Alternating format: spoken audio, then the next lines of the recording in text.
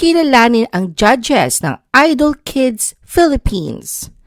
Ang Asia's songbird na si Regine Velasquez Alcacid ay una sa mga kilalang personalidad na muling uupo bilang judge.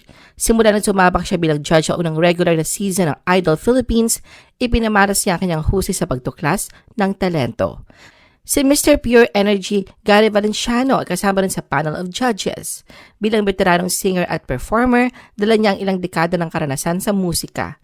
Mula sa stage hanggang sa likod ng kamera, taglay niya ang kakayahang makita ang potensyal ng mga baguhan. Ang pagbabalik niya bilang judge ay nagbibigay ng matibay na pundasyon sa programa pagdating sa kredibilidad at inspirasyon. Si Angeline Quinto na tinaguri ang Queen of Teleserye theme songs ay isa pang bagong dagdag sa panel of judges.